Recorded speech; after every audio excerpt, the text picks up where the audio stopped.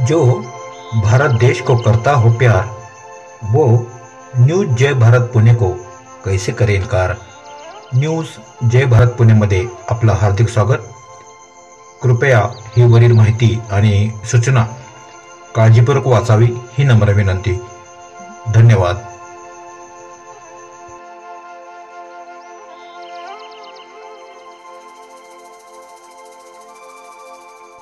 कांति देवी लोधी जी के बारे में इस एपिसोड में आज हम अलग बातों की बात करने वाले हैं.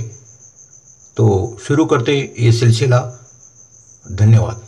इस प्रकार हम पुणे विद्यापीठ से अनुमति लेकर आए और SY BA में मेरा प्रवेश हो गया. अब समस्या ये थी कि मैं अब तक मराठी बोलना तो बहुत अच्छी तरह सीख गई थी, लेकिन मराठी में लिखने में मुझे समस्या आती थी क्योंकि उसकी आदत नहीं थी. और मैंने मराठी माध्यम लेकर हिंदी विशेष में BA जो है करना शुरू किया और विषय लिए समाजशास्त्र और मानसशास्त्र. तो उस समय मैं हिंदी के लिए जो हमारे लेक्चर्स होते थे उनके ऊपर आधारित रहती थी और समाजशास्त्र और मानसशास्त्र जो भी कक्षा में पढ़ाया जाता था तो उसके नोट्स तो निकालती ही थी और घर आकर फिर से उनको शेयर करती थी. इस तरह मैंने अपना पूरा ध्यान जो है वो समाजशास्त्र और मानसशास्त्र मराठी में लिखने की तैयारी में जो है वो बिता दिया.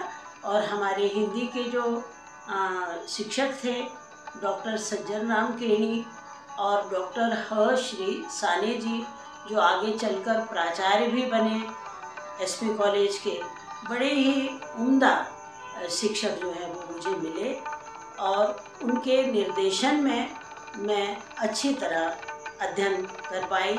उसी तरह जिन्होंने जो अपनी ही लिखी किताब खुद पढ़ाते थे वो समाजशास्त्र के सोमन सर और मानसशास्त्र के फड़के सर, ये हमेशा मेरी स्मृतियों में जो हैं वो हमेशा आबाद रहेंगे.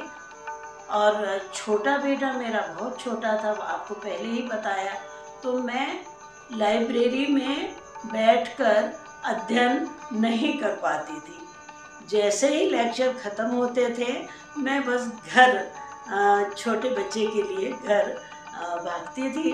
तो एक बार क्या हुआ कि केणी सर जो हैं वो सब लेक्चर ख़त्म होने के बाद अपने घर जाने के बजाय मेरे घर आए, हाथ में छतरी, और वो आए तो मैं बच्चे को गोद में लिए हुए सुला भी रही थी और हाथ में किताब भी थी. और उन्होंने मेरे इस रूप को देखा और उन्हें मेरे ऊपर बहुत स्नेह आया.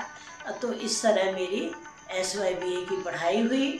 TY में फिर अंग्रेजी लेना ज़रूरी था और बाकी हिंदी के पेपर थे. तो इस तरह मेरी BA की पढ़ाई अच्छी तरह हो गई. और MA के लिए फिर मैंने पुणे विद्यापीठ का रुख किया. पुणे विद्यापीठ में मैंने स्नातकोत्तर अर्थात MA की कक्षाओं का अध्ययन किया. 2 वर्ष का कोर्स था और हमारे यहाँ एक से बढ़कर एक विद्वान उस समय हमें गुरु के रूप में मिले. हिंदी विभाग प्रमुख थे डॉक्टर आनंद प्रकाश दीक्षित. इसके अलावा doctor Chandrakant Bandewadekar, doctor Ramji Tiwari, doctor Krishna Diwakar, doctor D Sangoram और डॉक्टर दुर्गा दीक्षित. तो इस तरह बहुत ही गुणी ऐसे गुरु हमें वहाँ मिले और ये 2 वर्ष का अध्ययन हमारा बहुत अच्छा रहा और मैंने विशेष रूप से इसमें जो है वो योग्यता पाई. और एक बात जो बहुत ही लक्षणीय रही, जो आज भी मेरे जीवन में बहुत ही काम आती है, कि केणी सर ने BA के समय हमें कहा था कि MA का अध्ययन करना है तो पुणे विद्यापीठ में जाकर करना. तो वहाँ पहुंचकर हमें ये पता चला कि एक से बढ़कर एक भारत भर के विद्वान जो हैं वो हमारे हिंदी विभाग में आया करते थे। उन दिनों प्रयोगवाद के प्रवर्तक डॉक्टर हीरानंद सच्चिदानंद वात्स्यायन अज्ञे आए, डॉक्टर कामिल बुल्के आए, जिन्होंने वो अपने आप को तुलसीदास जी का भक्त बताते थे। यानी जिस तरह राम के भक्त हनुमान जी हैं, उस तरह वो अपने आप को तुलसीदास जी का भक्त बताते थे। वो जर्मन थे, लेकिन उन्होंने अपना पूरा जीवन राम कथा, तुलसीदास और भारत में बिताया। उसके अलावा भारत के तो अनेक विद्वान, जिनके अभी नाम गिनाने जाएंगे तो बहुत सारे, लेकिन ये बहुत बड़ी बात है कि बहुत बड़े बड़े विद्वान हमारे वहाँ आए। और इस तरह मैंने उन्हीं दिनों बीच में जब एमए का चतुर्थ सत्र प्रारंभ हुआ, उसी समय हमारे जो बड़े देवर हैं उनके विवाह की तिथि निकल आई और फरवरी में उनका विवाह हुआ। और इस तरह एमए की पढ़ाई चलती रही और गृहस्थिक जो उत्तरदायित्व हैं वो भी हम दोनों निभाते रहे।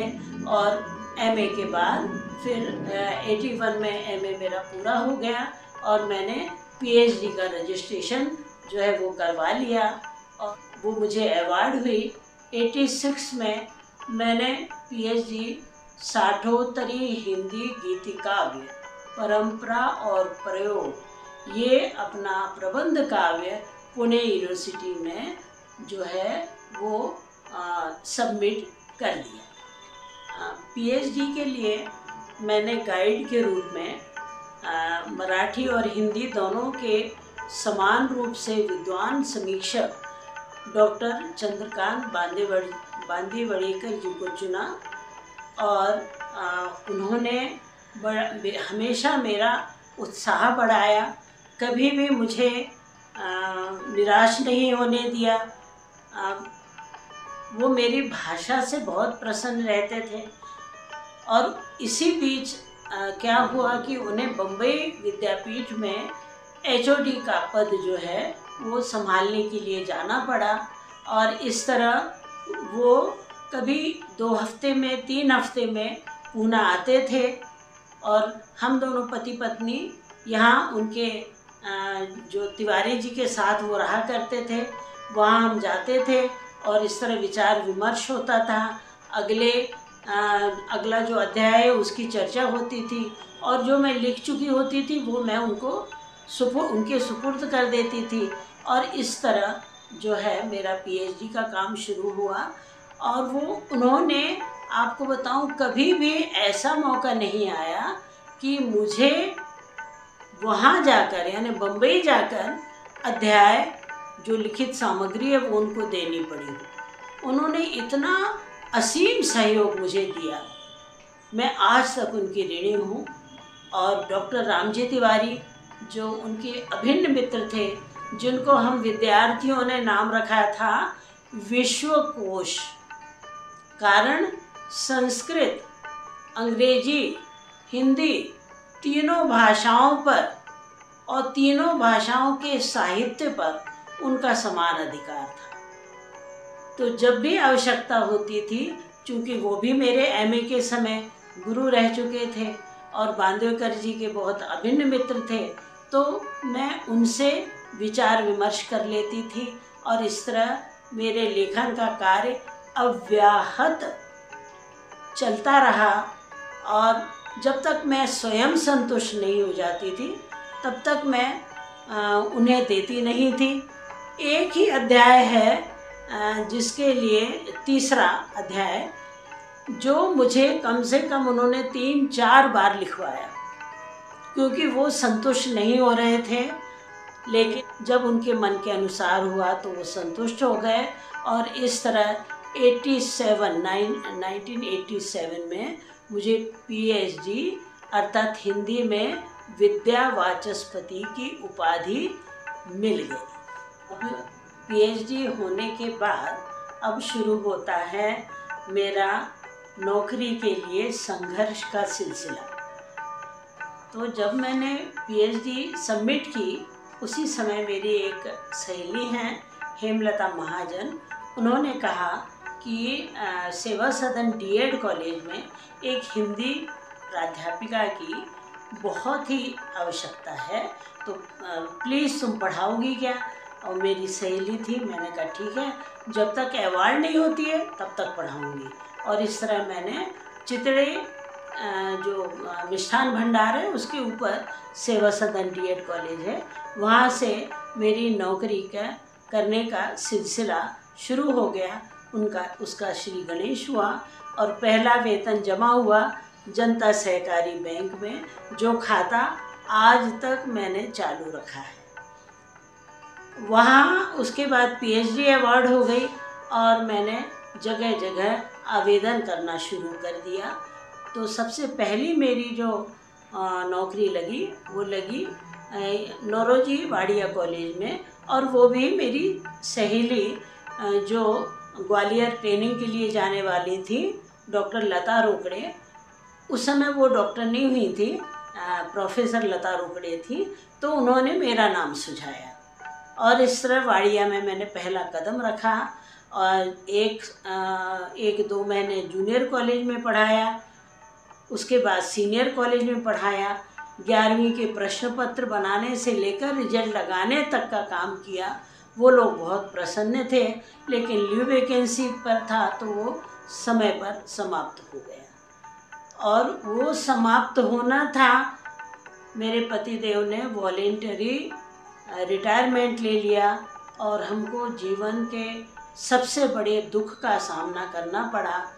मेरे पति का वडगांव मावड़ से आते समय बहुत बड़ा एक्सीडेंट हो गया पूना बॉम्बे पुराने रास्ते पर, और मेरे पति को संचेती में जो है वो एडमिट किया हमने।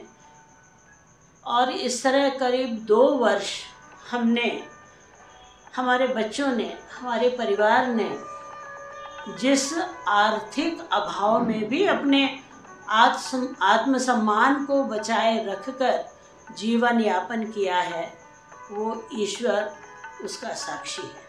क्योंकि हमने तो कभी किसी को नहीं बताया, क्योंकि रहीम के दोहे को मैं मंत्र मानती थी कि रहीमन निज मन की व्यथा मन ही राखो गोए, सुनी अठिलई हैं लोग सब बांट न लई हैं कोई। इसके बाद फिर फर्गूसन कॉलेज में मुझे 1 वर्ष की लीव वैकेंसी पर काम मिला। डॉक्टर अरुण पुजारी जी के स्थान पर पर्रिकर जी ने दिलवाया, वो किया। उसके बाद साने सर ने मुझे सिटी बोरा कॉलेज शिरूर में जो है 3 वर्ष के लिए वो मेरा नौकरी का सिलसिला जारी रहा। बड़े संघर्ष के दिन थे, लेकिन आज उनको याद कर हम जीवन रस पाते हैं उनसे। और फिर 19 जुलाई 1953 को नौरोजी वाड़िया कॉलेज में मैं स्थायी रूप से जो है वहाँ प्राध्यापक के पद पर आसीन हो गई और हिंदी विभाग प्रमुख भी मैं बन गई। इसी बीच मैं जब शिरूर में थी तब से पुणे विद्यापीठ में एमए की कक्षाओं का अध्यापन करती रही, शिरूर में भी करती रही। तो इस तरह ये जीवन संघर्ष अंत में 1914 को सेवानिवृत्ति के साथ समाप्त होता है। कांति देवी लोधी जी को जिन जिन हितचिंतक और मित्र परिवारों ने सहकार्य तथा शुभेच्छा दी, उनकी हम सहे दिल से शुक्रिया अदा करते हैं और हमारी भी शुभकामनाएं कांति देवी लोधी जी के साथ है। धन्यवाद।